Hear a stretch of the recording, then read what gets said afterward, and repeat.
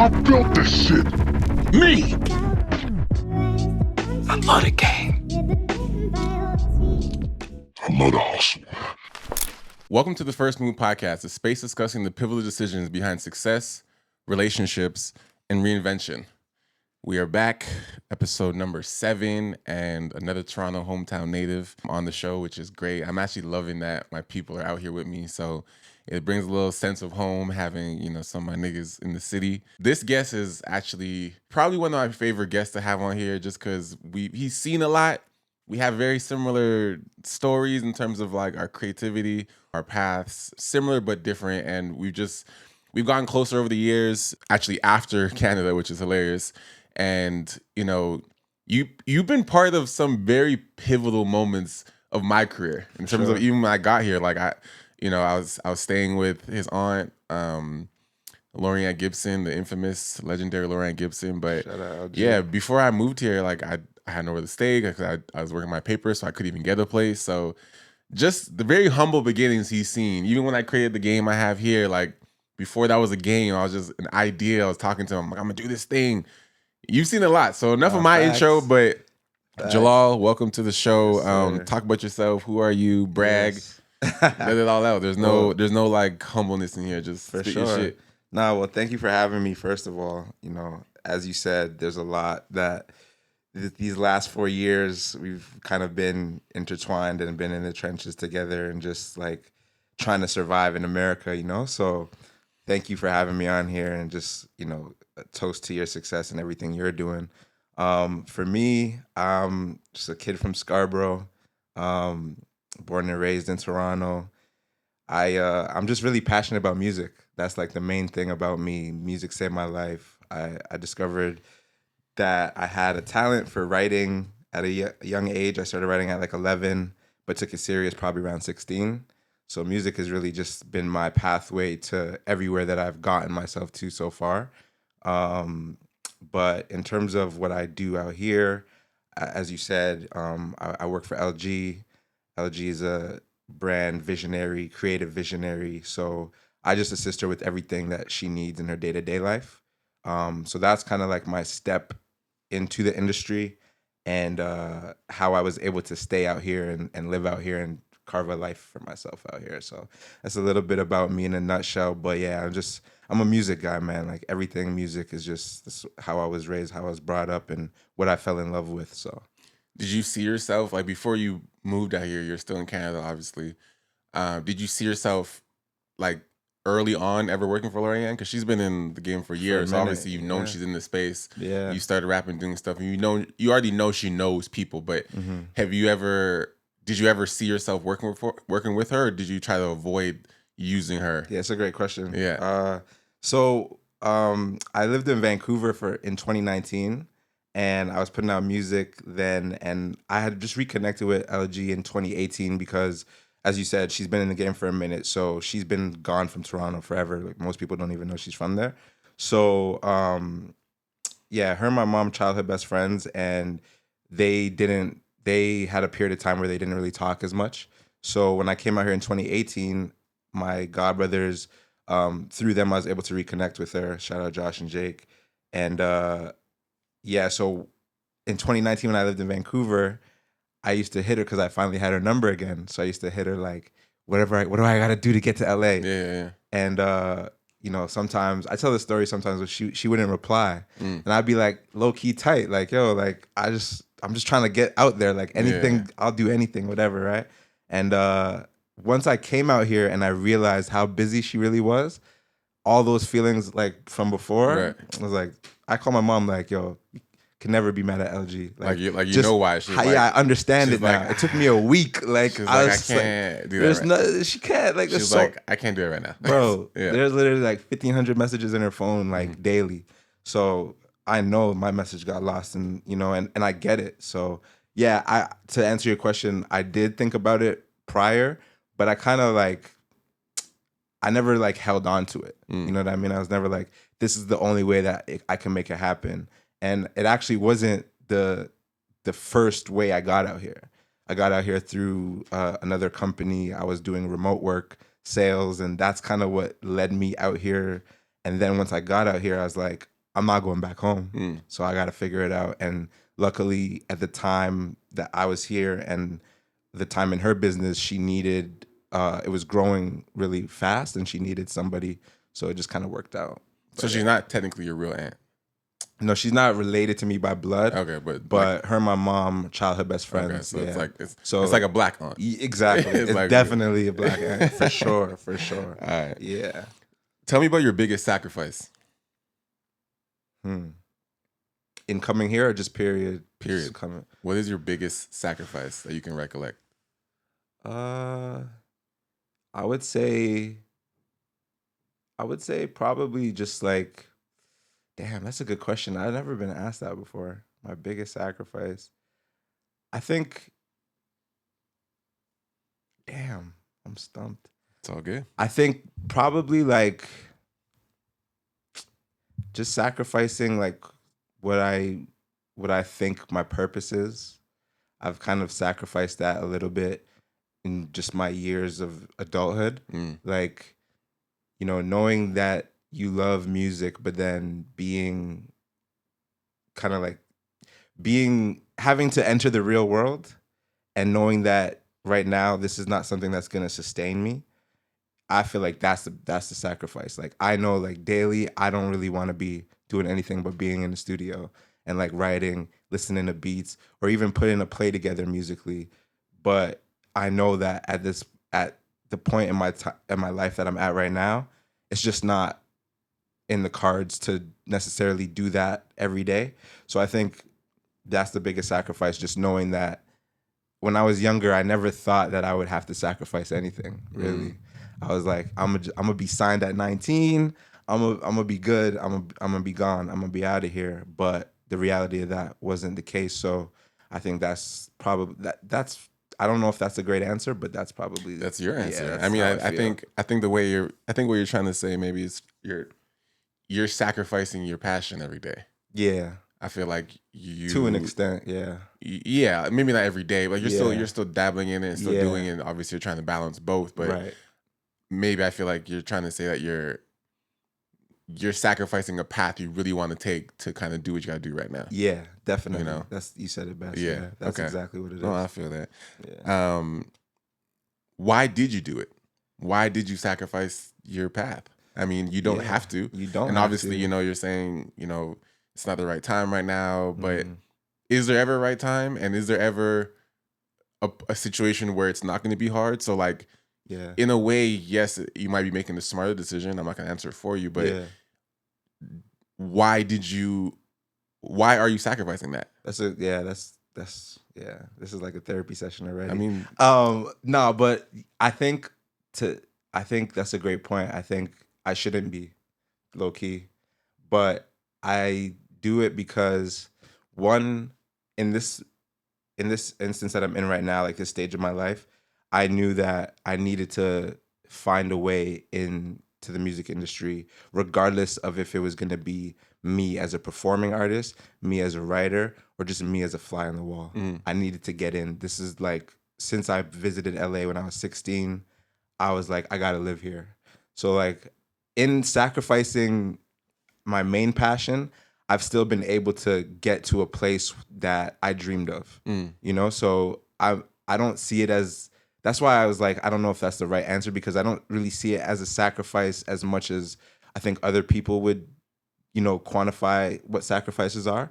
But I know that, I mean, the sacrifice, there's more. The sacrifice is personal to you. Like if you, there is no right answer to that question. I'm just saying it's essentially, how do you, like, what do you feel like is your biggest choice that you're letting go? Yeah, and that's why I'm saying like not actively being in that artist mode is that sacrifice. That is, yeah. But I do think that in sacrificing that, I still got to a place where I wanted to be. Like, it might not be the final destination, but I'm itching closer. The right direction. Yeah, I'm in the right direction, Okay. and that's what kind of gives me solace and like lets me sleep at night, even though I don't really sleep. But I just feel like I'm getting closer. But I know that the reason why I did is based out of fear. You know, obviously coming from Canada, although, you know, we just seen Drake dropped 3 albums, but coming from Canada, in the era that I grew up in, that we grew up in, we didn't have all of these stars to look up to. So the reality of like making it wasn't really as tangible as it is now. And so I kind of took a path of like, oh, graduate university, go get a job, and da da da da. When other counterparts didn't take that route, and obviously it's been paying off for them. But I was just, I don't really come from anybody outside of LG taking that risk and it being fruitful. So that you've seen, yeah, personally, yeah. So yeah, that's where I'm at right now. Did you know sacrificing what you're doing right now and making that choice to take a different path? Did you know that was going to work, or has it worked, or is it working? I didn't know if it would work. And you could speak to this, coming to LA, I didn't even know if I'd be able to stay past 6 months. So I definitely didn't know if it would work. I was scared. I was low key like, I'm just kind of doing this, but like, do I even know what the hell I'm doing? Like, but I was just like, if I don't do it now, I'm gonna be pissed that I signed a lease in Toronto, and I'm just getting up every day wondering, yo, what if I just did it? What if I just did it? So it's like, it definitely, I didn't know if it would work. I think it's working because I'm still here, and my responsibilities have grown every year that I've been here. My connections have grown every year that I've been here, and I never feel like I made the wrong decision. And so for me, that's why it works. Yeah. No, that, man, like, yeah, we could talk all day. Oh man, this. When I think about it feels like a dream sometimes. Yeah, because like I made a post saying I've been here for 4 years now, and like that went by like this, like quick. And in those 4 years, I mean, you've seen everything I've done since I got here, but it's like they say hindsight's 20/20. You can see everything and be like, oh, I'm so glad I did this, blah blah blah. But when you're in it, like when it's just you at Pearson Airport, I'm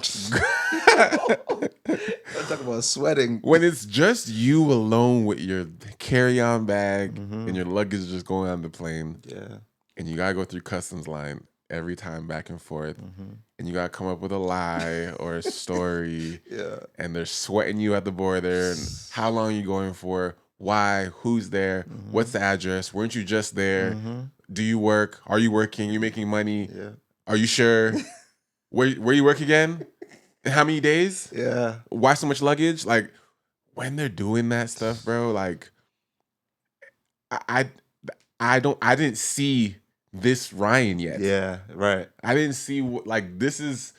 Sometimes I have to really like reflect. I've been doing a lot more reflection this year, and like slowing down and just like taking note of like, look what you've done, bro.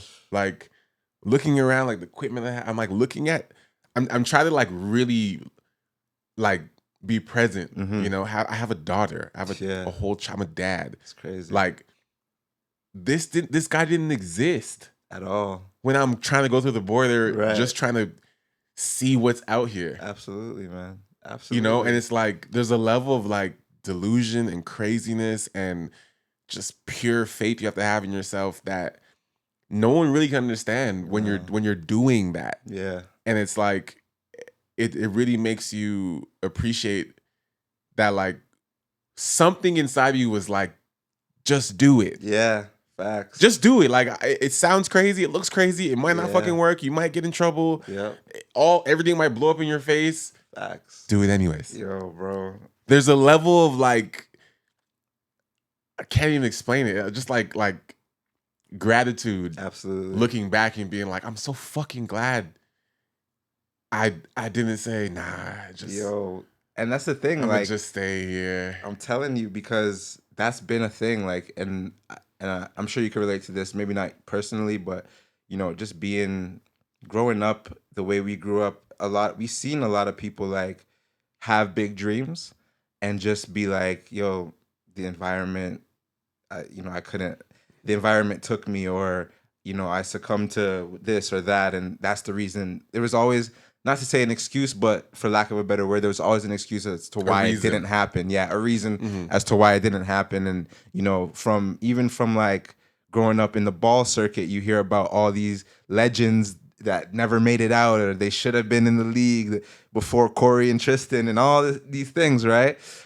So like for us to be, and in no way am I comparing myself to you, but for us to be able to be here still, and you've developed a life, like you said, you have a daughter, like, and she's amazing, by the way, like such a great kid. But like, yeah, like who would have thought? But we did think that we could make it happen. We would have thought. Yeah, and that's the greatest thing about it, is like we actualized some shit, and no one could take that from us. You know what I mean? So like that's special, and I think a lot of people could learn from it. I would love to get into my story for real of how like I actually was able to, manifest. One day we'll get that for sure, but this is we still living in a certain person's America right now. I don't want to say nothing crazy. No, I already know. But who would have thought is the podcast episode name? I love it. Yeah, man.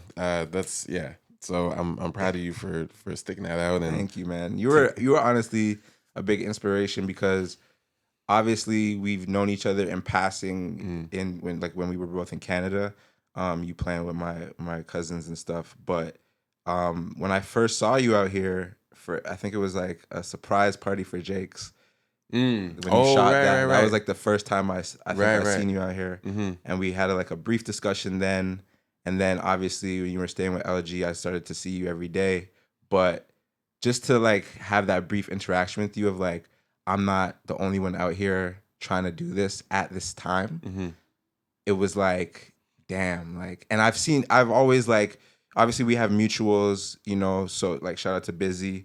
But like, so I've seen you from afar, and I've always seen you reinvent yourself. And we had this discussion like 3 years ago, maybe 4 years ago.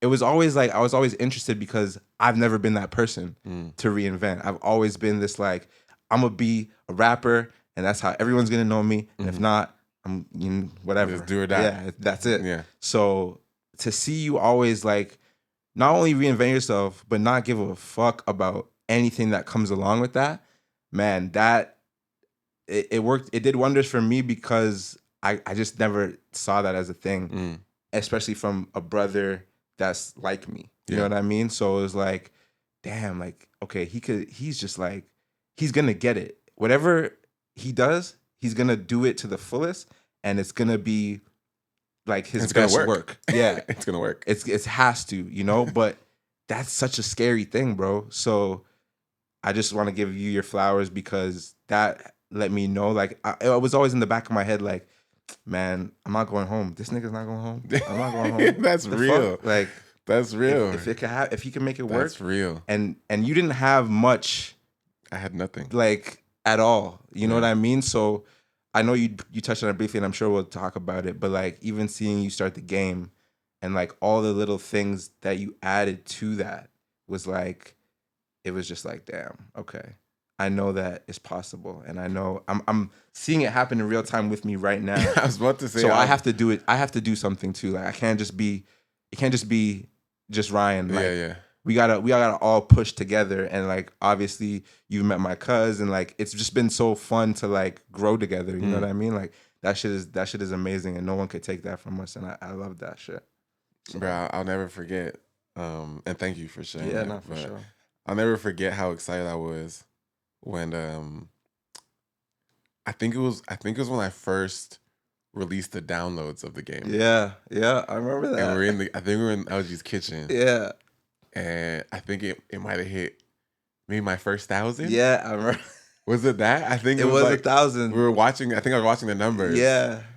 And I think I hit my first 1,000 downloads. I'm like, yo, this is crazy. It was such a big moment, bro. I was like, I just created this out of nothing. Yep. And 1,000 people downloaded this. And I remember I was so excited telling you the story about it and showing you the numbers. And I'm like, yo, this is going to be crazy. And it's like, this is before it even existed as a product. It was Yeah. just people were downloading it. I'm like, yo, this is insane. Yeah. And then my videos are going viral of me like reading the worst date stories. Yep. That shit was. And I was just like, you're really just seeing this shit come from dirt, bro. Yeah, and the fact that you actually like spoke it, right? It wasn't really that it was happening.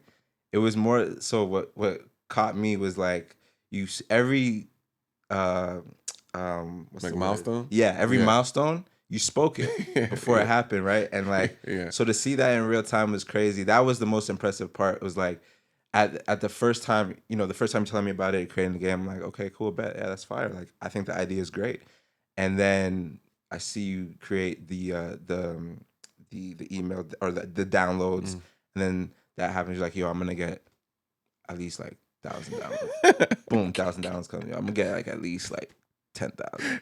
Boom, hits, and I'm just like, yo, I'm about to create these cards. Boom, create it, and then I'm about to start selling the cards. Boom, you start selling it. Yo, I'm about to hit like 30K. Boom, you hit it, and I'm just like, damn, bro, like. But the thing is, I believed more and more each time just because I saw the work that you put into it too. Like it wasn't like I was doing nothing. Yeah, it was like, yo, you were always in the room cooking up. You know what I mean? You come down, whatever, yeah. But you're back up there cooking up, or you're going to do a shoot, or you know what I mean? So it's like, and I'm there, I'm working too, but I'm just like, damn, this nigga. Yo, I just found a place. Oh, I'm out. Oh, okay. I'm out. Hey, man. Yo, okay. See you at this next event. So fast. You know what I mean? Yeah, it was quick, It happened bro. so fast. It was quick. So it was just like, damn, you really see how sometimes when you're, and it wasn't that you were like back against the wall, but you were just like, yo, it's game time and I got to win and I'm going to win by any means possible. And I know you share your story, so I know, your viewers know about all of this, but for someone to see it in real time and be running that race with you was like, I bet. It's like you put a battery in my back too to just be like, yo, anything I want, I can make happen. And like that for me was more so about connecting people. I started to be like, oh, you need that? Oh, yeah, and just put those places together. I can make it happen easily. So like, thank you for the inspiration. Nah, that's love, bro. Thank you, man. When did you realize everything was worth it? Everything you've done to get to this point right now. When did you be like, all right, it may not be everything I wanted, it may not be exactly how I imagined it, but this shit was worth it. When did you realize where it's like it actually felt worth it versus like, fuck, what am I doing? Right now, why am I still doing this? I'm gonna tell you right now. What's that? License? This John right here, brother. Yeah, that's when I realized that it was all worth it, bro. Cause I never, like, I'll tell you a quick story. Yeah, go ahead. You don't have to rush. When I first got out here, it was during COVID. So I got my license late in life. Mm-hmm. I got my G2 when I like finished university because I didn't need it in Waterloo. And so I still had my G2 when we got into COVID. Okay. And for those American fans, expires at the start over, right? Yeah. So American fans, like G2 is like it's like a secondary version of your license. Yeah, it's not the full. It's before your full license. Yeah, but you can still drive by yourself and all that. If you don't get your full license in time, then you have to start all over. All over. So when COVID hit and it was about to expire, they gave you a grace period because no one was taking tests or anything like that. So when I decided to move here, that grace period wasn't over. So I moved here with an expired license. So having a valid California license was never in the, like, I never even thought about that, even thinking about wanting to live in LA. Yeah. That was never a thing. But then I was like, I have to get it. I'm driving this lady around every day. So getting that license in the mail, bro, like I didn't cry, but I could have cried because like just no one knows like the times where I was like, fuck, I could get, if anything happens to me here, I'm getting deported. Whether it's my fault or not, whether I'm just in a bad situation at a bad time, like to see that, I was just like, damn, bro. It's like you said, I might not be in my final destination, but this is one hell of a story, one hell of a journey, you know, and it is definitely worth it. Definitely. So that would be the point. That's dope, bro. Yeah, man. What about you? Just curious. Oh, for me? When did I realize? Yeah. I answered this on my episode 0, actually. Okay. The first episode, the first tester episode I did. It wasn't a tester. It's actually a live episode on my channel. But for those who haven't seen it, I feel like I realized everything was worth it when I did the New Balance project. That was hard, yeah. That New Balance project really made me understand like that I was exactly who I thought I was. But everyone else is trying to tell me something different. Right. And Right. it's so easy to like, you know, I never, you know, my personality, I don't listen to other people, but like naturally, if you're always getting negative stuff, or things aren't working, like naturally you just start to not doubt yourself, but then you start to conform. Right. You start to be like, all right, maybe I should just chill out. Maybe I should just drop my prices, or maybe I should, like, if no one else is doing it, like you look, Right. and that's kind of what I was doing in Toronto. I'm just like, I wanted to go bigger, Right. but I'm like, no one else is doing it, so I'm like, maybe. Yeah, I'm kind of wilding. Right, I'm like, maybe right. that. You start but I'm second guessing a little but bit. I'm like, nah, for what I do, like, I can't be charging the same as that guy. Like, we can't be. We're not the same. Yeah. Like, but I start to feel like I maybe I am this. That's what I have to do. Yeah. So when I got the New Balance project, and that was just through word of mouth. Like, I was still new here, but I can't remember. God, I wish I remember who put me on, but someone connected with somebody and said, "Hey, we have this project with New Balance. You seen your work, and we'd love to have you part of the BTS project." And I was like, "Oh, that's hard." I'm like, "What do you guys need?" They're like, "Well, we're basically shooting all these athletes, all these New Balance athletes: Tyrese Maxey, you know, Jamal Murray, Sydney McLaughlin, Coco Gauff, Sohei Itani." Like, yeah. I was like, all these names. I'm like, "Oh Like, shit!" this I'm is like, crazy. "Okay, bet, yeah. What you need?" Yeah. And they're like, "Pretty much, we just need you to do BTS. We're gonna go to each person's city. So like, you know, Jamal's in Denver. We're gonna fly to Denver. We'll fly back. You'll be home for a couple of days. Then we'll fly to Philly for Tyrese. We'll come back. Fly. I'm like, oh shit. This is it's a vibe. So I'm like, every couple of days I was just in and out, and I'm like, you guys are paying for flights? Yeah, flights are done. You just show up, do your thing, bring your camera gear, and I'm just like, oh okay. They're like, yes. What's your rate for something like that? I'm like, well, like, how many days is it? Well, you know, about like, you know, probably like 7 total days of shooting, maybe 8 days of shooting, a couple travel days here and there, maybe a couple, like in total, maybe like 13 days of like travel plus shoot days. Like, what would you charge for that? And I was like, let me get back to you. I sent an email. I was like, oh, I'll put something together. And I'm racking my brain. I'm like, yo, this is dope. And I'm like, am I editing anything? No edit. Just come. That's crazy. Shoot. Give us the footage. We got it's New Balance team will do all that. Yeah. Just need you to be there and just do the BTS stuff. And I'm like, okay, so no edit, just my time and just go out there. And I'm like, it's New Balance. So I'm like, they got bread. So I'm like, oh, okay. But I'm like, okay, and it's USD. So I'm like, all right, my rent is this. Like, bro, you I'm gotta just factor it all. Bro, though. I'm just putting in numbers that like, okay, this makes sense. Yeah. I'm like, this is what I want to get paid. I'm like, this might sound kind of crazy if I just say that for no edit. So I'm like doing all this stuff in my head. Right. And then one day I was like, nah, what do you want for this? What do you want for this project? They want you. You're not saying, hey guys, can I work for you? Yeah, you're not pitching to Once them. I started switching my mentality, bro, Right. to people are asking you. It's different if you're pitching. I mean, even if you're pitching, you can still, you know, inflate yourself. But it's different when someone's like, we already want you. Yeah. What does it cost? Yeah. Versus me being like, can I work with you? This is what I cost. Yeah. It's a different energy. For sure. So I was like, they're asking you, Ryan. Like, don't overthink this. What do you want? Yeah. If they say no, fuck it. Yeah. But if they say yes, We lit. so I said, all right, for the, you know, the 10, 7, 8 days. Yeah. I was like, 20 grand, done. See you on Monday. Done. 20 grand USD, just, That's see you on great. Monday. Cool. We'll send deposit. Done. Huh? I've never asked for that money in my life. I've never even made that money in terms of a one project in my life. Right. I came from, that was an early time in my career because that was 2022, I think that project was. Right. So I had just moved here, or actually it was 2023. I had just moved here in 22, like properly. So I'm only like a year in. A year ago, I'm in Toronto, charging $3 grand Canadian. Yeah. A $5 grand wedding. I'm like, yes. Yeah. Canadian. Yeah. I'm getting $5 grand. I'm like, okay, these are good. These are Yeah. good paychecks in Canada. Like a 100%. $5 grand wedding. I'm like, okay, I'm lit. Yeah. I said 20 grand USD, and they said done. And I said, You're like, oh yeah, this shit was worth it. oh shit.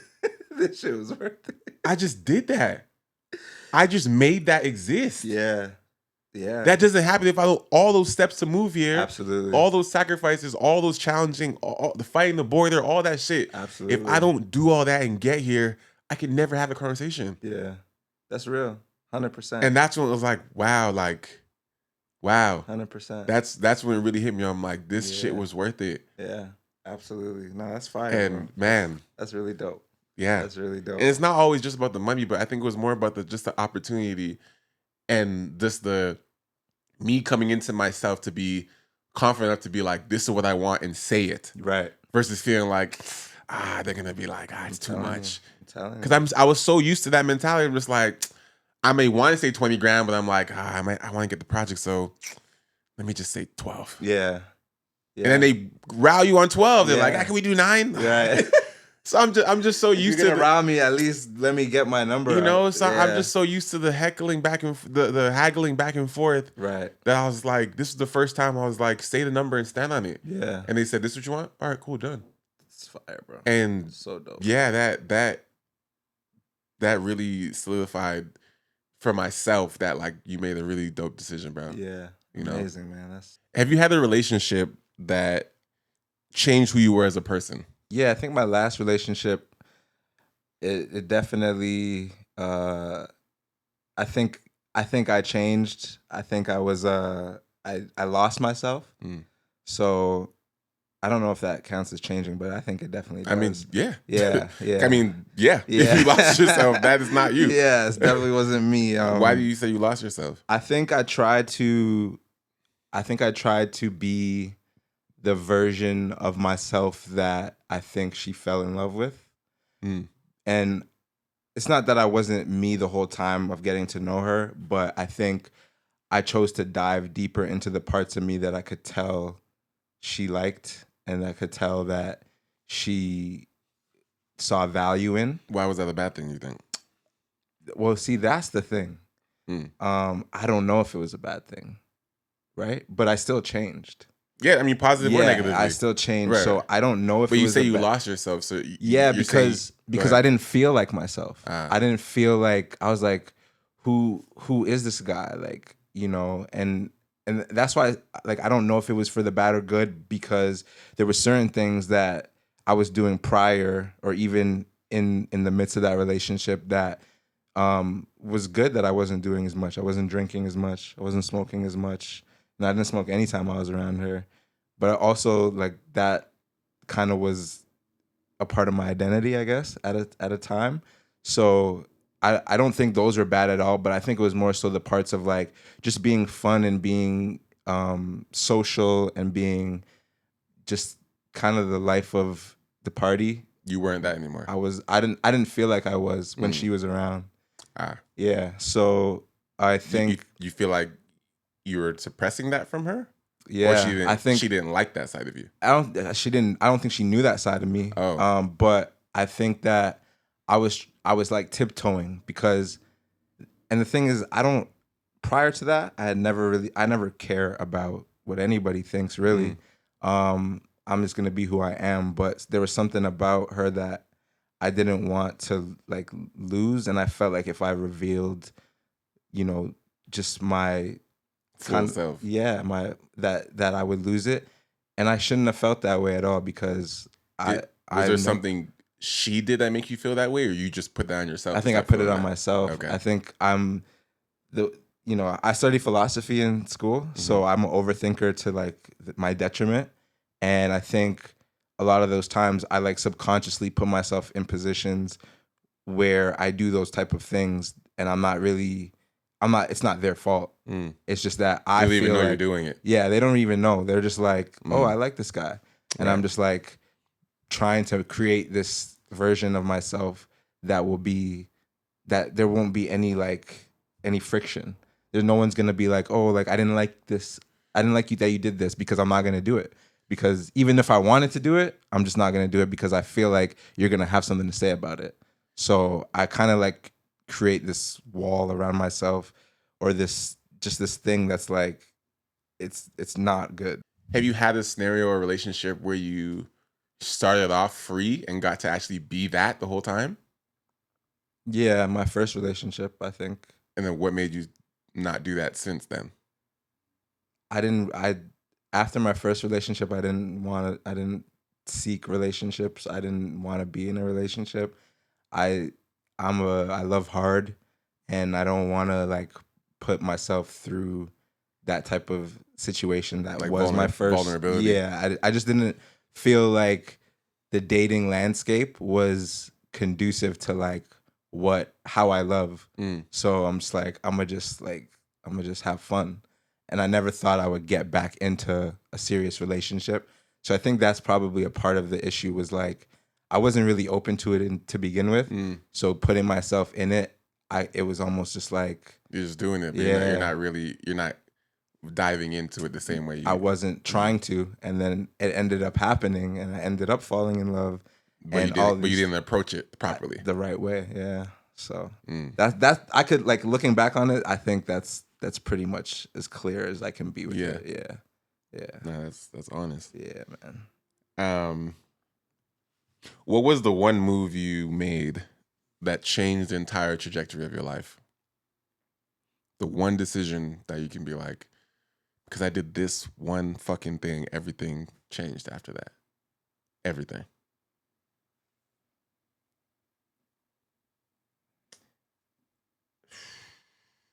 I feel like I've had a lot of life changes, Sure.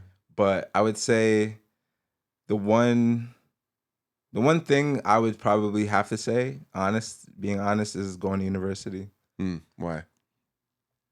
It just separated me from a lot that was happening in the city, and it created um it created a lot of good things, I think. So the first thing that it created was a sense of independence and having to learn how to survive on your own, even though it's a first world type of survive.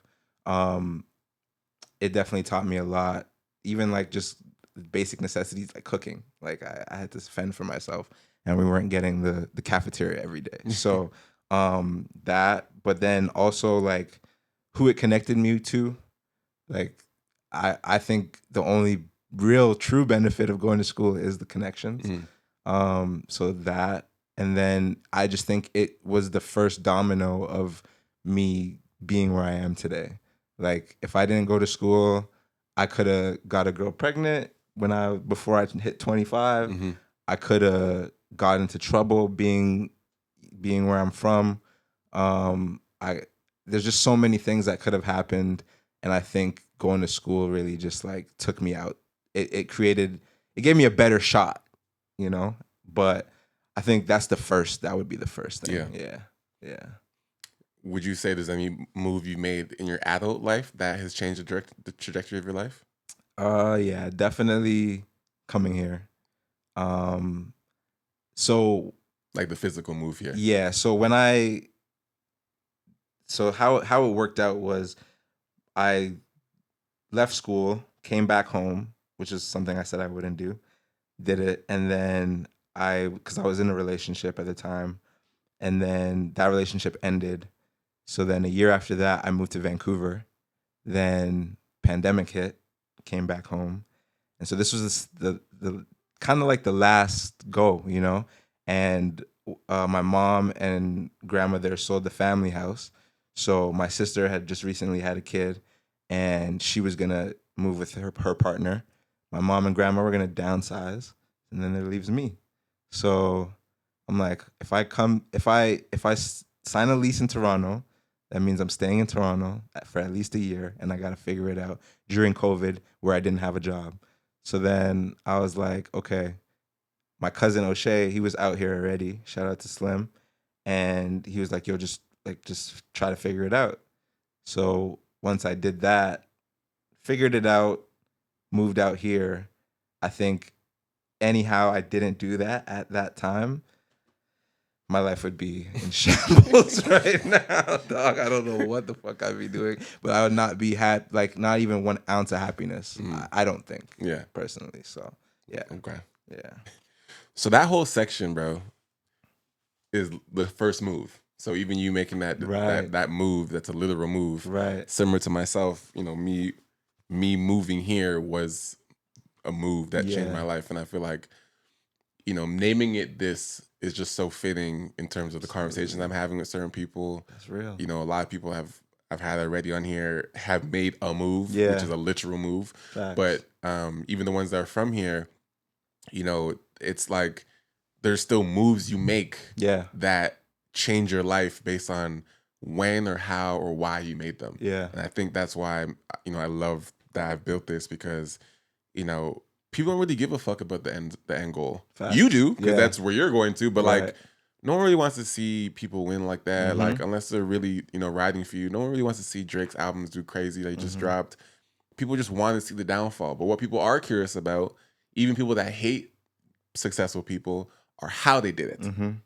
Even if you don't like where someone is right now or who they become or whatever, you might not like LeBron or any of these people. Yeah. But when you tell LeBron's story, you have to respect it. You have to. There's no choice. You might not like all the choices he made as a Laker and Heat and whatever, all that stuff.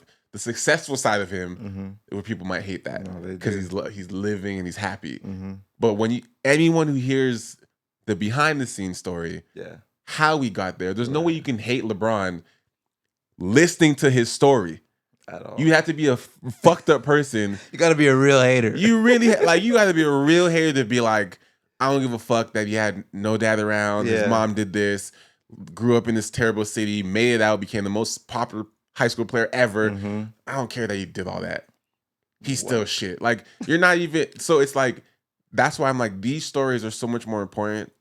Because the end goal is great, but no one really cares once you become successful. Facts. Once you get the thing, everyone forgets. But the startup story, the beginning story, the moves behind it, that's what I want to dive into. I love it. That's why I created this, because that's what I care about. Yeah, and a lot of people don't know a lot of stuff I did to get where I'm at. Like, people don't know. I'm telling you, bro. They don't know how I got here. It's real. It's not easy, bro. Like, this shit is not easy. It's not for the faint of heart. You know, a lot of times I've seen you post about, just your journey and like saying like you got to have a plan, you know what I mean? And I think that's so important. I think I didn't have a plan and it made it infinitely harder for me. Like, I created that problem for myself. So I think like, yeah, man, people really don't know what it takes, but it's a beautiful journey. And it's like that the journey is what matters most. But it's also like you do want to have some type of success for people to be like, okay, the journey was what the journey was and it was beautiful, but it did get like to a place of like the roses grew, you know? Yes. And so like I gotta always, and we do this behind the scenes too, but I always gotta salute you for that, because not only did you make your first move, but you also like, you know what I mean? Yeah. And so salute to you for that, bro. And like, I saw you had Toby on here. Salute to him. Because we're all in that pot, and so it's just a beautiful thing to see, man. I know I'm being a little bit redundant, but it's like you guys don't understand the nights of like wanting to pull out your hair, nights of dropping tears, and like just not the uncertainty. Like to be able to like touch this and touch this and be like, damn, dog, you did that shit, dog. I know. Man, it's a beautiful thing. So fuck, man. Yeah. It's very it's almost like I bounce in between like being present and the grind. Yeah, it's like, there's moments where I'm not even processing what I'm doing, right? Where I can't even appreciate anything, because I'm like, rent is due, my car payment's coming out, I have a baby to pay. Like, I don't have time to praise myself. I don't have time to be like, look what you did. I'm like, I don't give a fuck. I need to pay. I don't give a fuck. That just pay the bill. I don't give a fuck. Right? Yo, look what you just shot. I don't give a fuck. He just paid the bill. I don't care who he is. Facts. People ask me, yo, who do you want to work with? Nobody. I don't give a shit. Like, I just need to pay these bills. Like, there's moments where I don't get to appreciate what I am doing because of the fight or flight mentality that comes with being an entrepreneur. And I haven't had a real paycheck for 8 years. Yeah. No, facts. That's crazy. Huh? That's crazy. And you're thriving. It's the difference because I'm sure there's other people that haven't had a paycheck for 8 years, but they're like, we see them in the alleyways. You know what I mean? It could go so many different ways. Yo, it's And I have my days or my months or Yeah. my weeks or I'm not making shit and I'm Yeah. like, all right, well, hey, figure it Yeah. out. But I'm so glad that somehow at the end of the year I'm still alive and I'm still standing and I'm still doing it. Yes, sir. Yes, I don't. sir. At the Amen start to of that. every year, I don't know how that year's gonna end. Yeah. I don't know how this year's gonna end. Facts. I don't know. Yeah. But I just one foot in front of the other, Yeah. one foot in front of the other, and somehow I make it to next year, Yeah. and I'm doing more. Yeah. Nah, absolutely. That's all I can tell you. Absolutely. And it's like, I look back, I'm like, 8 years are gone. Yeah. From when I was like, I'm leaving my office job, Yeah. and I don't know where the fuck it's gonna go, but I'm doing it. To now, I'm like, Yeah. sure. Yeah. Nah, So it's like even building this podcast space is like, it's just like a very, I don't know what the word is. It's just like a very, you know, I don't even know, bro. A very rewarding Yeah. feeling to just keep doing shit. Absolutely. Absolutely. I just keep doing shit. Yeah, I know, bro, and it's amazing to see. And I also think for you too, like this would be really helpful in kind of like documenting just like timestamps Yeah. in your journey Yeah. because of the people that you have on Yes. and the the topics that you talk about. It's gonna be so cool to like put it all together once you've taken another step in your evolution. So I think that's really dope, man. So shout out to you. Thank you, bro. Yeah, man. So that's the end of the first move section. The second section is the first date game. Okay. So it's just funny that I have a alignment of first because Yes. when I was thinking of the name of this, I was like, I wanted to be able to tie in the game into this, but I didn't want this to be about the game. Got you. So it's like, it's just funny because when you think of first move, what do you think of? Kind of like who makes the first move. Yeah. Yeah. So there's like that subtleness to it. Where it's like, that's fire. it still has a relationship tied into it. Because like Yeah. man making a first move, Yeah. like who's gonna make it? Like Mhm. that dating element is still in there. But I didn't want you to think or I don't want this to come off as a dating podcast because it's not. Right. Because there is the first move to what we just talked about. Yeah, absolutely. Which is making real moves. Yeah, absolutely. For real things. That's a fact. That's a fact. But it really ties both of those I love elements that. so That's- perfectly that's that fire. when it hit me, I'm like, this is It's it. a no-brainer. Yeah. This is what I need to do. That's fire. It hit me so perfectly that I'm like, I have to do it now. Yeah. And as soon as I did it, I designed the logo the same day I thought of it. No, that's fire. Then I started going on Amazon and shopping for the couches, and Right. I'm like, okay, I need mics. Like my brain was on, once the name came to me, I already it know. was go on. mode. It's go mode. 25 days It's straight crazy, in bro. here, That's crazy. building it from that empty white wall to what you're seeing now. 25 days. And I was so locked in because I was like, this is what I need to do. It felt like a calling. Yeah. It just made That's too much real. sense. I'm like, Yeah. how is this that perfect? Yeah. So this takes us to the first date game section. So pull 2 cards from the top. Keep the face down. And I'll pull 2. Okay. And then we basically answer our own questions. Okay. So answer your first question. All right. Are you currently looking for a relationship? Why or why not? Yeah, I mean, I don't think I would say I'm currently looking, but I'm open to love. Like I want to be in love. I never we talk about like having dreams and like not seeing them actually and like having an example. So I don't really have an example of like a couple that I've seen be married for however many years. Like most of my friends, I think I have one friend that's parents were together all through like us growing up. Shout out to Jagan, but like that's the only friend. So most of my family and they're all single or remarried or whatever the case may be. So I don't really have examples of that, but I would love to be locked down. Yeah. Why do you want that? Because I just feel like Probably because I just never really had it. Like I've had relationships that have been long, but I've never had. I never had it. It's always been something I always wanted to get married when I was younger. I don't even think that's really a possibility nowadays, but I would like to be locked in with someone for L because I think that they would get the best me. The world would get the best me if I had someone to hold me down. From who you've been with already, do you feel like you ever got that version of you, or do you feel like you're at that place now where they'll get that version of you? I think when I was my first relationship, Okay. you got that out of me because I created so much. I created Royal House Family, which was my brand. It's still somewhere in the journey, but I was dropping music all the time. I was just so free being in a, like, it sounds weird, but I was so free. That's how it's supposed to feel. Yeah. When it makes sense. Yeah. And in my last one too, I was free because it was just the relationship was different. It was long distance. There was a couple things that were different, but I was free. It's just that I didn't have that person with me all the time.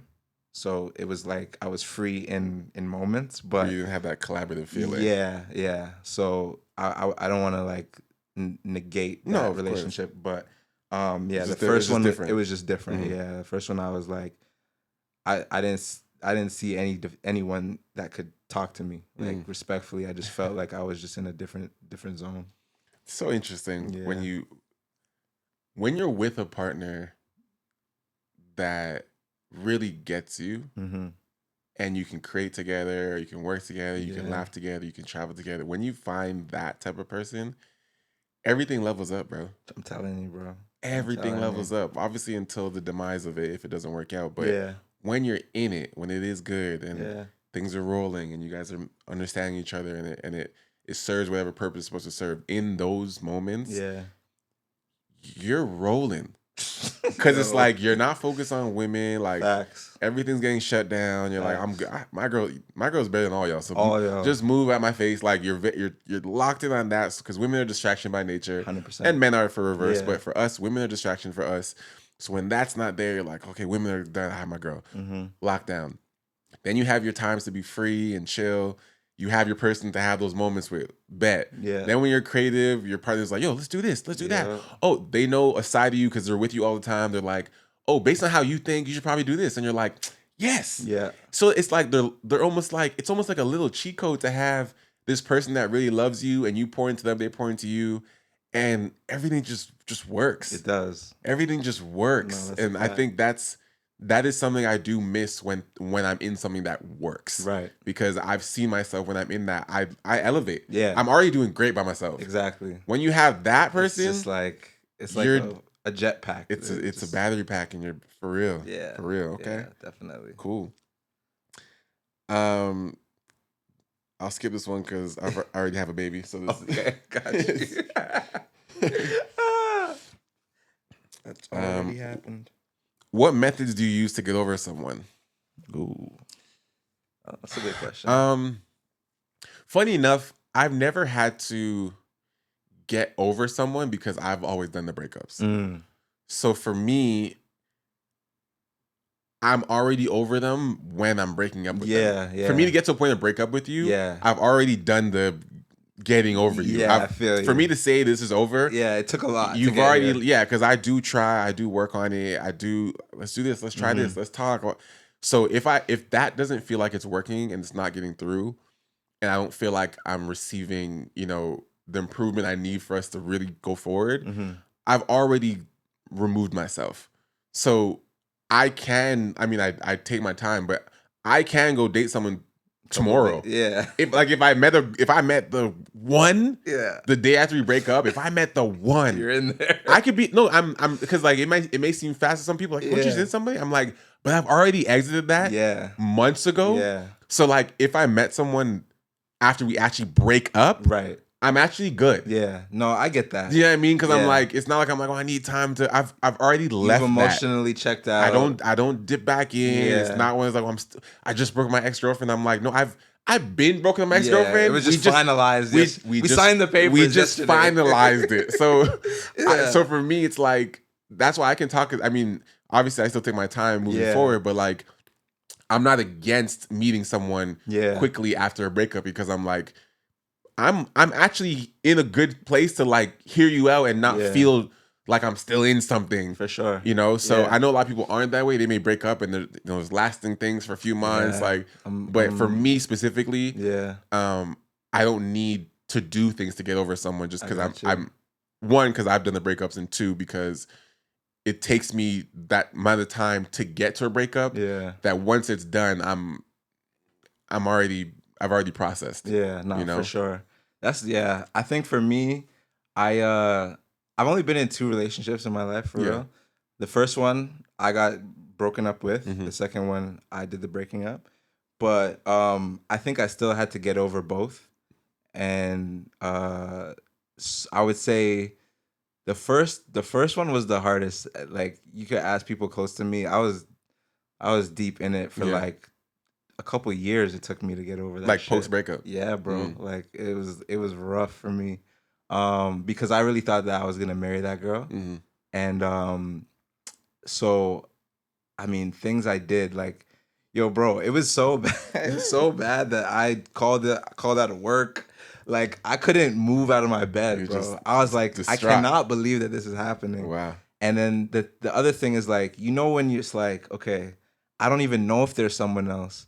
So it's not even about another person. It's just like did she leave? Like, you don't even think she left for another guy? like I don't You know. didn't know. Yeah, Okay. I don't know what her real reasoning was. Right. But I know, like, in that moment, like, I remember, this is so embarrassing, but fuck it, we here. I remember there was a time when I linked with my mom after work one day at a Starbucks. This is, I don't know if you know Scarborough like that, but it's like McCowan and 401.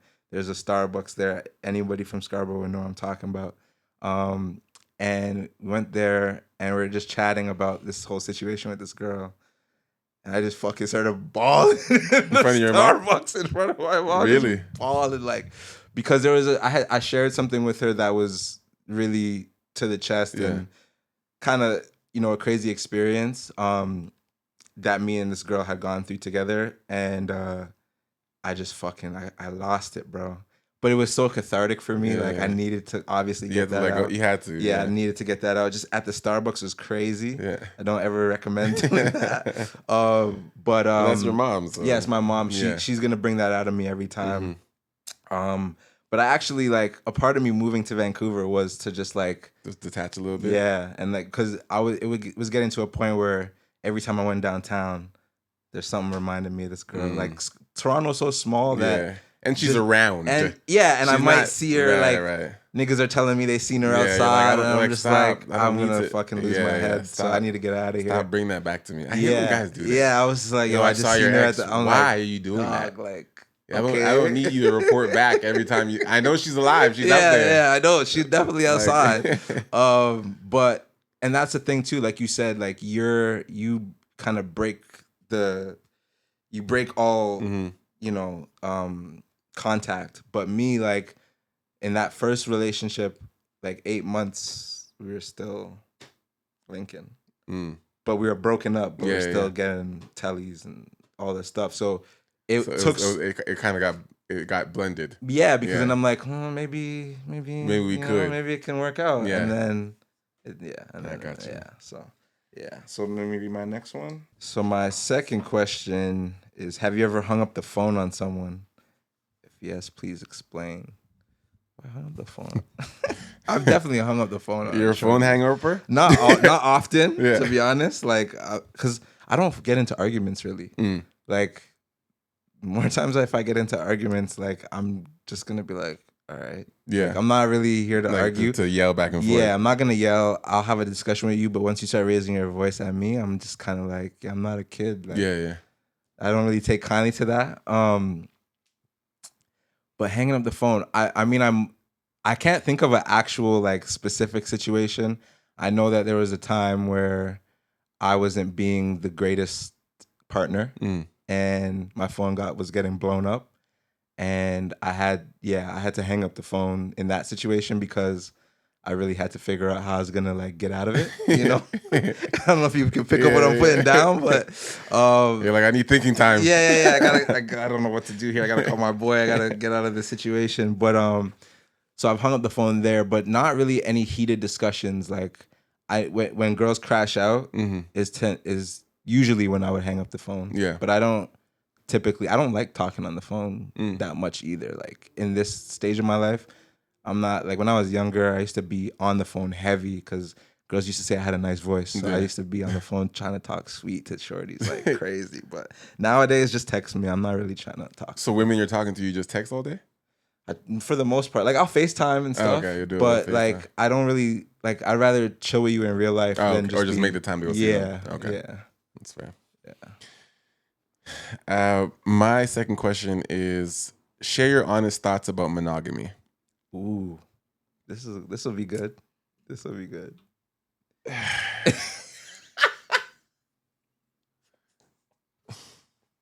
Go ahead. Monogamy. Here's the thing. You start with here's the thing. Here's the thing. Listen up, people. So, full stop. I don't believe monogamy is natural for us. Okay. Full stop. Okay. I don't believe we as humans are supposed to just be with one human being. Okay. Just because I like you or I love you. Yeah. That doesn't make sense to me. Okay. I know we do it. Yeah. I know it's out of ego, insecurity, safety, health, you name it. Yeah. I get it. I know why it exists. I know why we created it. But I don't think it's natural. I think it's a level of fear that we have of losing somebody. Mm-hmm. Obviously there's health risks involved, but if you're being Get safe, tested, yo. Do all that. But outside of those things, I feel like a lot of it is tied to control. Right. You just don't want your person, or vice versa, to be with other people because they're yours and the level of ownership. I've never felt with any partner I've ever had since I was a kid, and maybe that's because how I was raised and me moving around and my attachment styles are different, but I've never felt like any of my girlfriends are mine. Right. You're my girlfriend, but like I've chosen you to be my girlfriend and be around the most, and we talk and we chill and we sit together. Like I've chosen you to be the one. Yeah. But I've never felt like because you're my girlfriend, you have to do this or you can't do this because I've just never viewed it that way. I've been given those rules. Like they've been like, oh, now you're my man. You got to stop or you got to cut this or you got all the rules come from them. And I just kind of conform. I go, okay, this is what she needs. This is what she wants. Make her happy. Yeah. But it's never been a me thing. Right. Imposing on you. Right. I've never approached any relationship and ever said it's got to be just us though, right? Yeah. I've never felt that way. Maybe it's been just a natural thing people think or assume that all men want or all women want, so we just don't really go that deep into it.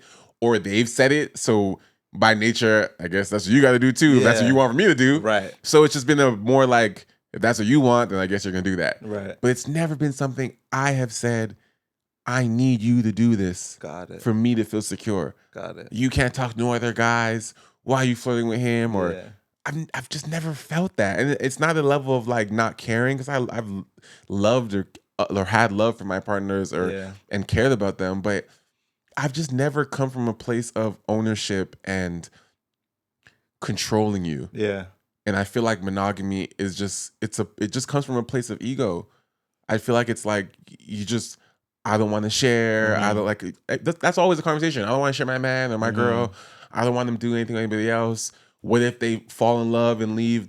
What if they do? Yeah, it was bound to happen. That's what they're supposed to do. Yeah, for sure. Because what if they don't? Yeah. Then that means you're the one. Yeah. And that actually brings me more security, giving someone the freedom, giving you the rope to do what you got to do, and you choosing to come back here. I fuck with that way more. Yeah. I fuck with that way more, knowing that someone has the freedom to go talk to whoever, do whatever. And she's like, nah, I still want my nigga. Yeah.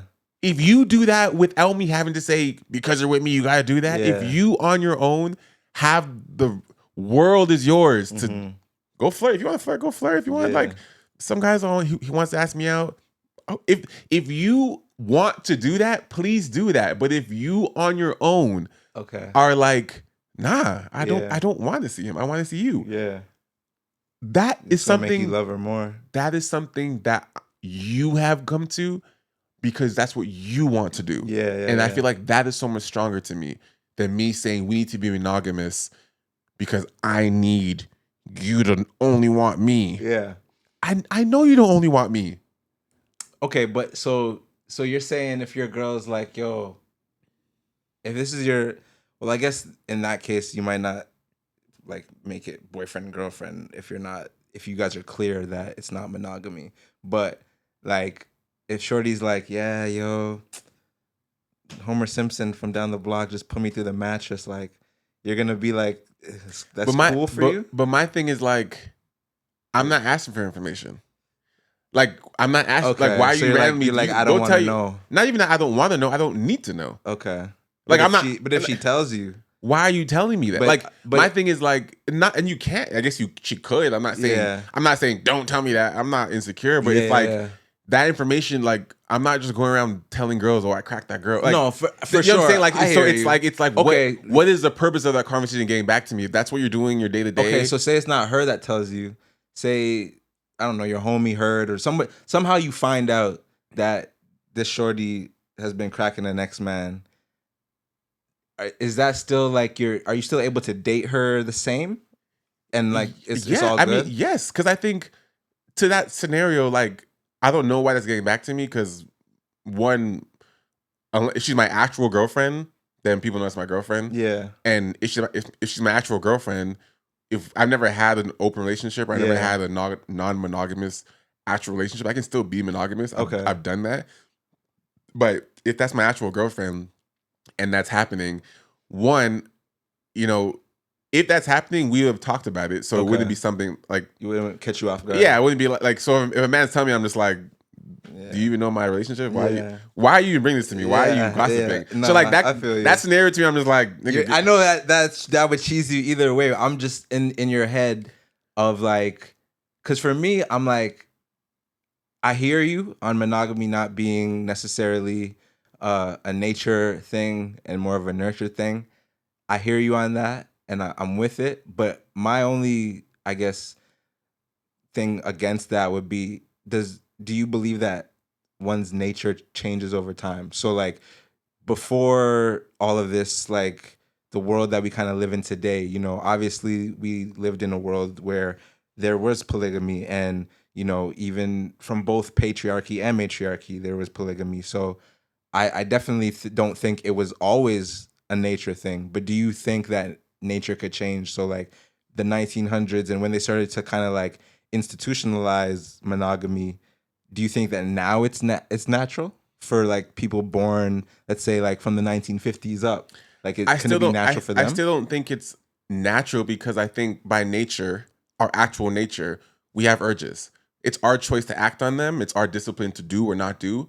But just because you have a girlfriend doesn't mean you're not still attracted to the other girl. But where do you think the urges, like you think that from your kid you had? No, I think our natural our puberty, our natural hormones, you know, the pheromones of another woman, like bro, you can be in love and like a baddie comes by and you're like, damn, like she's bad, you may not go try and attempt to get her, but you would if you could. A thought crosses your mind, you're like, damn, I'm taken, but you know what I'm saying? So like that's what I'm saying is a natural, like it's your. You don't think that we're taught to kind of move that way as men? Like your vision is fucking Peyton Manning. Like you want to see everything. Like I'm just saying, like I feel like everything is taught.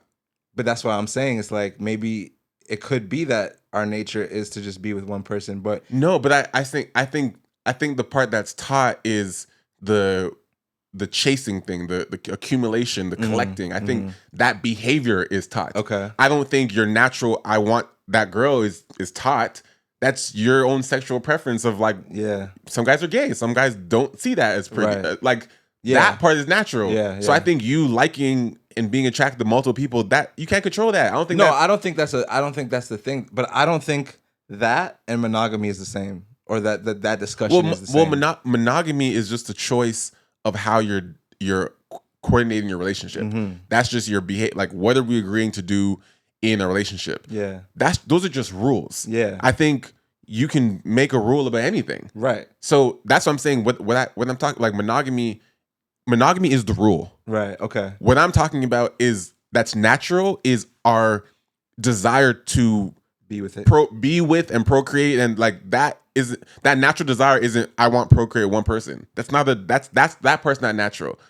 That part is us being human want multiple or want to experience multiple people because as mammals we're outside, we're like, around. hey, oh, wow, but okay. I don't think we naturally, without the conditioning of the world, I don't think we naturally view it as like, well, I'm fucking this thing, I think that comes with societal stuff. Okay. I think if we didn't have society putting what you should not be doing, I think we'd just be sleeping with different people. We just be fucking. You just be connecting. Yeah. It wouldn't be viewing as like I'm sleeping with. Yeah. You would just You're just having a moment. You be with in this Toronto person. today, then you go to Miami one day, Yeah. and if you connect, you just do the thing. Yeah. So that's what I think that is natural. Got it. I think the rules of monogamy, non-monogamy, polygamy, like that's how you want to structure a relationship, which I respect. Do what works for you and find something or find someone that agrees to what you agree on. Absolutely. And stand by that. And once you start breaking those rules, you're disrespecting your partner. Yeah. That's what I'm saying. I don't believe, I'm not saying we can't have rules. Yeah. We need rules and structure in everything we do. Right. In You're just business, saying life. the Yeah. nature So of it. but I think the nature of it, like the nature of what's connecting, like we've made it so you can't like that girl's picture. You can't go talk to her for too long. Crazy. You're controlling human interaction for your ego. Yeah. That's the stuff that I'm like, not really on board. I'm not gonna stop you from connecting. Yeah. I can't tell you no, don't talk that long. That's where it becomes too controlling for me. Absolutely. The sexual side of it, you don't have to take it there to also fuck. Sure. But what I'm just saying is like, I've never viewed it where like, if it does go there, you're a bad person. Got you. If that's where your natural feeling is like, man, I like that guy so much, it's just we ended up doing that. If you really came to me on some like obviously we have to talk before that versus cheating. Yeah. But if we're both having a conversation about how we feel about those things, like something I like a guy and it kind of gets there, and that's how you naturally get there, I'd be like, that's kind of happened with me too, and like, okay, and I'm cool with having that conversation, but I feel like people are uncomfortable having that real convo. They're like, no, once I'm in this, I don't like nobody else. It's like, you don't even believe that. No, I feel you. I feel you. I think for me, it's. I guess it just boils down to like what we mean when we say we're together. You know what I mean? Because like that's what you have to. That's what you have to agree on. Yeah. If you agree on that, then it's all stand good. by that. Yeah, for sure. Because if that's the and that's what I'm saying. And if someone says yes, I can do that, and then doesn't. That's where you've crossed the line. Yeah, because I don't say yes if you don't want to do that. Yeah, or you might not want to do it, but don't say yes if you can't do it. Right. Because I've said yes where I didn't necessarily want to do that. Right. But I still did it because you're a man. Of your That's word. what I said I was going to do. Yeah, for sure. But I'll be honest. I'm in a situation. I'm just like, fuck. I didn't necessarily want to do that. Yeah. But if that's what I said, I'm gonna do it. Stand by it. Yeah, I don't think I could share a girl still. I mean, and have her be yours, my girl. Sure, like I could. Yeah. We could share. You do your thing, I do mine. Yeah. Like cool. Definitely. But like, I'm not gonna necessarily bring you to my mom if you're getting dug out by an ex man. Still, I can't do that. Still, it's just not in me. Yeah, mom. Yeah. This is you know Shireen. I don't know. I feel like I've got to a level now where it's like, I can do both. Okay. I've done monogamy before. Yeah. I've never had a relationship where I wasn't monogamous, but I've dated girls where we're just dating for a long time. Yeah. Both doing our own thing. Right. We both knew she's with a guy, I'm with a girl. Right. Whatever, and no one cared. Yeah. That never became a real relationship. Right. But I knew what we were doing. Yeah. And we were both keep seeing each other. Yeah. A little bit more than just friendly. Yeah, for sure. So I'm like, that was kind of like an unofficial girlfriend, but not my girlfriend. Yeah. And I was kind of cool with it because I'm like, we still fuck with each other. We still see each other. We go out. We do dates, whatever. Perfect. But we're not with each other.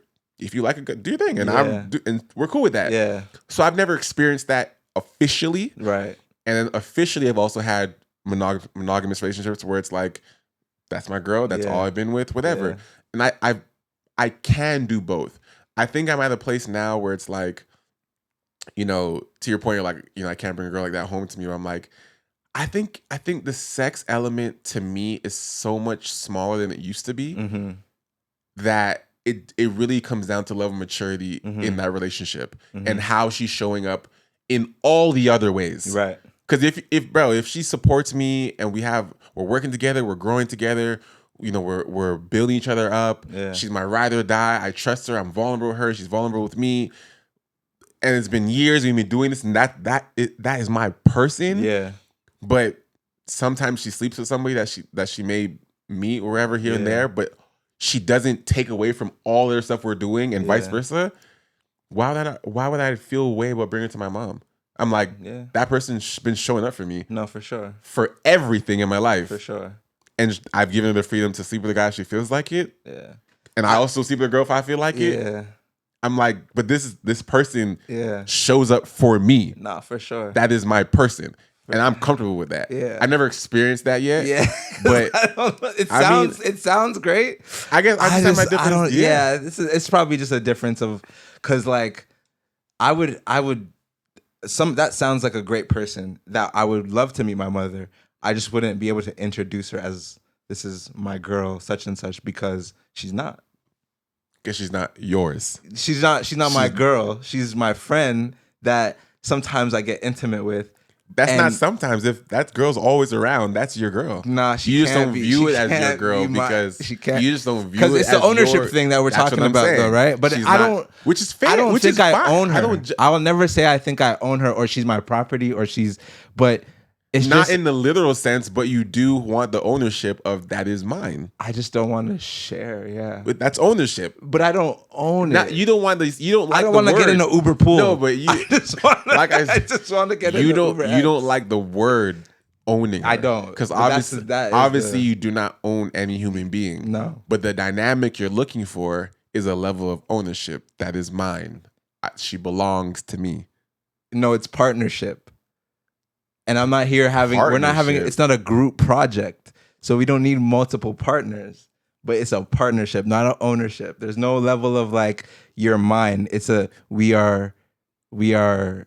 You're just a team. We are one. Yeah. So we're not 1.5. I think that's more so where we're like, yeah, bro. I don't know. That. But no, I get it. That's just me. But yeah. Okay. Yeah. That wraps up the first day game section. Okay. I think that's a cool section to kind of have. No, I love it. Because it obviously I was like, these are some easy questions. I thought I was gonna get put on the hot seat. I mean, it all depends. It's random. So I know. questions come out and hey. Yeah, for sure. But it allows the conversation to flow a different direction and take it there. So that brings us to the First Move Pod album wall. Yes, so this beautiful wall I put together is a combination of albums, some singles on certain albums that just some of the albums I got because there's just a couple songs in there that just hit me a certain way at a certain time in my life, and I just had to get those pieces of work. So these are all real albums on my wall that I purchased with my own funds and put it together. But is there obviously there may be one or more? Yeah. But what one album immediately do you connect with when you look at this wall? It's definitely College Dropout. Okay, why? Because College Dropout College Dropout came out in 2004, I believe. And at that time, I was playing BDP with Corey, and we played against Tristan. And so that was like the first time that I really experienced the album drop, I would say. And so what happened was when that album came out, one of the guys on the team had it, and we were doing Ontario games at this time. So we were all away in London, and we had I think one of the guys, I think his name was Kevin, but he had it, and we used to play it before we would go practice every day. Yeah, it was like church to us. Like we would literally all be in the room just bumping it, and that was the first album that also Matthew Leon, he goes by Sean Leon, he's an artist as well. He was on that squad. I know Sean. Yeah, so he was on that squad as well. And so like just even that, like from there, we created a group called DRR. It was me, Troy Joseph, and Matthew Leon. And that was our rap group. But it's all based off of college dropout and that experience at BDP at the Summer Games. So that's the first the first reason why that would be the one.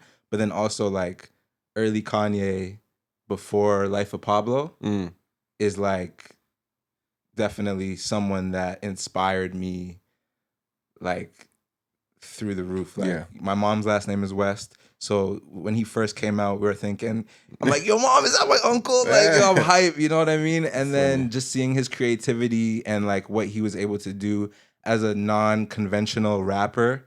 Like he's not a gangster. I'm not a gangster. I don't come from the hood.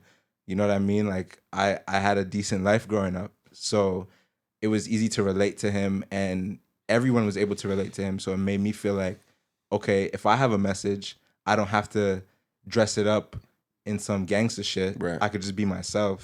And that's definitely like the first person to make me feel like I could do that. So yeah. Is there a song on the album that you remember or a verse from that song? We Don't Care is like the first actual song on the album. And that is a very inspirational song for me because I think throughout my life, I have cared so much about what people think about me.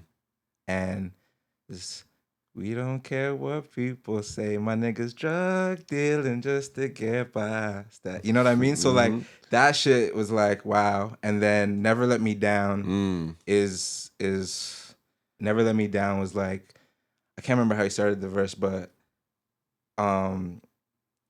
he says you can Google it. Yeah, okay. Yeah, you're good. I get down for my grandfather who took my mama, made her sit in that seat where white folks they want us to eat. At the tender age of 6, she was arrested for the sitting. With that in my blood, I was born to be different. And niggas can't make it to balance and choose leadership, but they can make it to Jacobs to the dealership. So I hear the music and I just don't be feeling it. Racism still alive, they just be concealing it. So that was like, I was like, damn. And he did that on a song where Jay-Z had 2 verses. Not just one.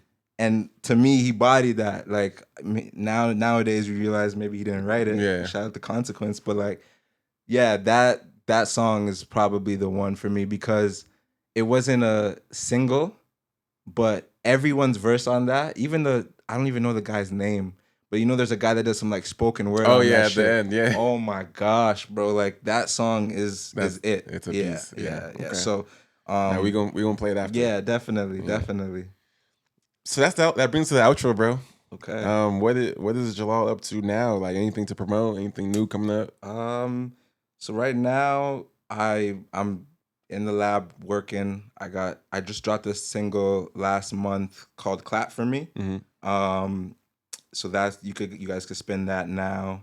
I do want to put out a project either before the end of the year or top of next year. So I'll be working on that. But I will be on the road probably this September with an artist that we're working with. Her name is Lucy. Lucy on all social media. She's really dope. She does pop and so that's pretty much what we got going on right now. I am a part of Steak Dinner Me. It's a podcast that I have with my cousins. We're kind of trying to figure out how to keep that going. So definitely subscribe to us there. And outside of that, man, you can just find me in LA at most of the music stuff. I'm around and I'm always just trying to connect and bring people together. I think that's going to be the thing that I'm known for the most in the next coming years. Yeah. So yeah, if you need anything or if anyone needs anything around you, just hit me up. I'm here. Love that. Yeah. Is there any move you hesitated on that you would have made, or you're curious of how the outcome would have turned out if you had made that move? Yeah, the first time I tried to move to LA was 2018, and my aunt, shout out to Auntie Tally, she tried to get me. She did get me a meeting with her agency at the time, and the guy basically told me like, yo, like I'm not gonna sponsor you when I could just get someone off the street to do this job. I was trying to become an agent. So to be put in the agent program, it's kind of easy for Americans. So he was like, yeah, what kind of agent? Like a music agent, a talent agent. And yeah, so I had a meeting with him, and he was like, but because you're Canadian, you can go to London. It's easier for you to go to the UK, and I could set up an interview there. I can't guarantee you anything, but I could set it up. So with Canadians, if you're under 31, it's very easy. You just have to show like proof of a couple funds and do some tests, and you can get approved for a visa in the UK. And so I kind of wish I did that and Just kind of tried it. felt that out. Yeah. Now knowing that I can do these things.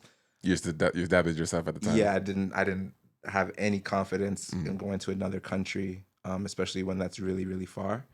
But I got to tour Europe in 24, and so just kind of being there and seeing how dope it actually is, Yeah. I'm like, damn, I wonder what that would have been. But I don't think if I did that, I would have ended up here. So Of course, everything happens for a reason, but there's still moments you're like, yeah, and I'm gonna go there. I'm Yeah. probably gonna go there in the next few years. yeah, okay. Yeah. What is your superpower? I think my superpower is also my kryptonite, but I think it's empathy. Hmm. I think I'm probably the most empathetic and patient person you could meet, but I think it's also to my detriment. I'm too patient sometimes. Can't let the world pass you by, you know? Yeah. Just waiting. Yeah. Just being like, all right, it's not my just time waiting yet. for the next it's light. not my time yet. Yeah, I'm not. Just letting the light go from green to red, Yeah. back to green, I'm not doing it anymore. back to red. Yeah. I was You're like, man, are you yeah, gonna walk? yeah. The walking man came up a few times now. Yeah, but I'll get the next one. The next walking yeah, man? Yeah, the next one. Maybe not right now, but the next one, you know? And I Yeah. think, and just thinking about how other people feel. Like, it's a great strength. It'll connect you to people. It'll make people understand that you're not there to take advantage of them, but they'll use that to take advantage of you. And so I think, just being a little bit more aggressive, assertive, Yeah. like knowing that I am who I am, and I got to be confident about that. And I can't let my light, I can't let the fact that my light is blinding some people get in the way of still shining. Yeah. Because that they could put on sunglasses that have nothing to do with me, you know. But yeah. Where do you get your confidence from? Probably my mom, I would say. My mom, she used to be a wardrobe stylist. She used to do a lot of events in the city. Both my parents, whenever I'd walk around downtown, there's like at least 5 people coming up to them. Yo, da, da, da. So I think I definitely got it from my parents. And then just like knowing that I'm different, but knowing that people wanted to be like me was like, it gave me a sense of confidence too. It's like I learned confidence through being bullied, through like people talking shit about me, because whenever it came back around, it was always that it was just a jealousy thing. So then at a certain point, you're just like, yo, you're a fucking guy, bro. Yeah. It is what it is. Like, Yeah. People will say what they want to say about you, but at the end of the day, you got to know that that's just because they're not satisfied with who they are. Yeah. It's real. And the last question is, share a quote or a mantra that you live by or you always remember. I'll share 2. Sure. So the first one I have is my first tattoo. It's the pen is truly mightier than the sword. That for me was just coming up, writing lyrics was the thing that kept me calm. And like whenever I would be upset, I would write. And I just always felt that violence wasn't the answer. So I always tried to just write. So that means the most to me. And I always, whenever Where's that from? I got it from, I was fascinated with the Joker Okay. at a certain point, and it's from like the 90s Batman movie. It's mentioned. But I don't know who it comes from originally. Yeah. It always just stuck out to me. And then the second one is, don't take life too seriously. No one gets out alive. Because Yeah, as a person, like I said, I study philosophy, and I had a lot of loss early in my life, so I was very serious about life because I wanted to control life. I wanted to have control over my own life, and I was really like death had like done a toll on me. So yeah, when I first heard that quote, I was like maybe 16, and it was around the time that my one of my really close friends, her mom had taken her own life, Mhm. and I was just like, damn, like this life thing is getting really heavy. And then I saw that, and I was like, okay, there's a reason I'm seeing this now in this stage of my life. So maybe there's something to it, and yeah, it's helped me a Yeah. lot immensely. Yeah, Bro, this was whew, yeah. this was good, man. This was this definitely made me reflect on a lot of things. This was a great conversation with you. Absolutely. Yeah, all of it. All of Yeah. it, man. No, thank you, man. Yeah. Thank you for inviting me on, and thank you for always being just like an ear, and you know, consistently, whether you know you're doing it or not, just motivating and inspiring the man them that are here, because we need it, and it's not easy, but if we're in this together, a lot of great things can come from it. So thank you, bro. Appreciate you, my guy. That's real, bro. So I'll leave you guys with this. Making the first move will be hard, but the regret for making no moves will always be harder. That part. Choice is yours. I built this shit. Me. I love the game. I love the hustle.